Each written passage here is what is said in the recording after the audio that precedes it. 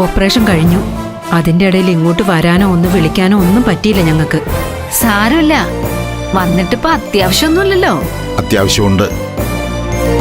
മുടങ്ങിയ കല്യാണം നല്ലൊരു ദിവസം നോക്കി വീണ്ടും നടത്തണ്ടേ നമുക്ക്? അയ്യടാ, അതാണോ കാര്യം? എന്നാലേ മുടങ്ങിയ കല്യാണം മുടങ്ങിയത് തന്നെയാ. ഞങ്ങളെ അത് അപ്പോഴേ മനസ്സിൽ നിന്ന് ഒഴിവാക്കി കഴിഞ്ഞു.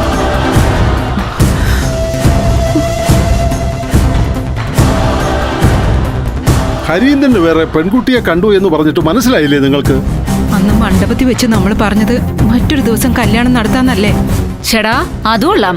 അപ്പൊ അങ്ങനെയല്ലാതെ എല്ലാവരുടെ മുന്നിൽ വെച്ച് എന്റെ മോനി ബന്ധം വേണ്ടാന്ന് പറയുന്നത് ശരിയാണോ? നിങ്ങൾ എന്നെ പറ. അതെ, മണ്ഡപത്തിലിരുന്ന് പെണ്ണിന്റെ ശാപം കിട്ടാതിരിക്കാൻ, നിങ്ങൾക്ക് മാനക്കേടുണ്ടാക്കാതിരിക്കാൻ വേണ്ടി ഞങ്ങൾ അല്പം മാന്യത കാണിച്ചു, അത്ര തന്നെ. ഇനി ആ കാര്യവും പറഞ്ഞ് രണ്ടാളും കൂടി ഇവിടെ ഇരുന്ന് ബുദ്ധിമുട്ടണമെന്നില്ല. പെട്ടെന്ന് ഇറങ്ങാം. ഹരീന്ദ്രൻ എവിടെ? ഒന്ന് കാണണമായിരുന്നു. സോറി, ഹരീന്ദ്രൻ ദാ ഇപ്പൊ ഇവിടുന്ന് പോയതേ ഉള്ളൂ. എങ്ങോട്ട്? അവൻ ഗൾഫിലേക്ക് പോയി. അവന് പിന്നെ ജോലിക്ക് പോണ്ടേ?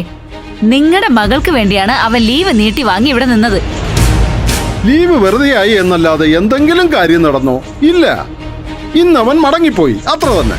എന്നാ പിന്നെ അടുത്ത ലീവിന് വരുമ്പോൾ നമുക്ക് നടത്തിയാലോ? ഷെടാ, ഇയാൾക്ക് എന്താ മലയാളം പറഞ്ഞ മനസ്സിലാവില്ലേ? ആ വിവാഹം ഇനി നടക്കില്ല.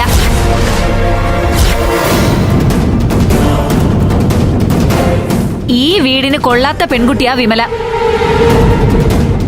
ഇത്രയും അവലക്ഷണം പിടിച്ച ഒരു പെൺകുട്ടി ഈ ഭൂമിയിൽ വേറെ കാണില്ല എന്ന് ഞാൻ പറയും. ദേ, എന്റെ മോളെ പറ്റി അനാവശ്യം പറയരുത്. ആവശ്യത്തിനുള്ളതേ ഞാൻ പറഞ്ഞിട്ടുള്ളൂ. ഇനി ആ പെണ്ണിനെ ഈ വീടിന്റെ പടി ഞാൻ കയറ്റില്ല, അത്ര തന്നെ. ആ ബന്ധം സംസാരിക്കാൻ ഇനി ആരും ഇങ്ങോട്ട് വരണമെന്നില്ല. വന്നാ ചൂലെടുത്ത് അടിച്ചിറക്കം ഞാൻ. മാഷായിട്ട് ഇതിനൊരു അവസരം ഉണ്ടാക്കരുത്. ഇപ്പൊ പോയാട്ടെ. പോകാം.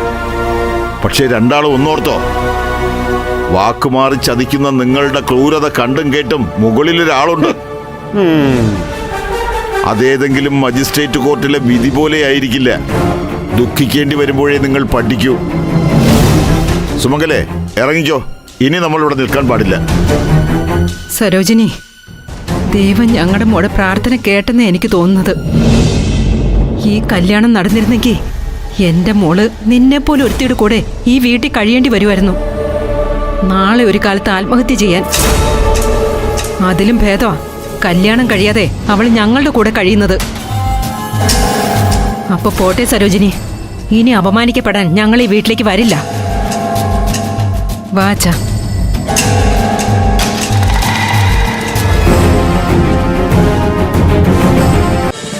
ഫ്ലവേഴ്സ് ഒരുക്കുന്ന കാഴ്ച വസന്തം യൂട്യൂബിൽ പ്രേക്ഷകർക്ക് ലൈവായി കാണാം. ഫ്ലവേഴ്സ് കോമഡിയിൽ ജോയിൻ ചെയ്യൂ, ആസ്വദിക്കൂ.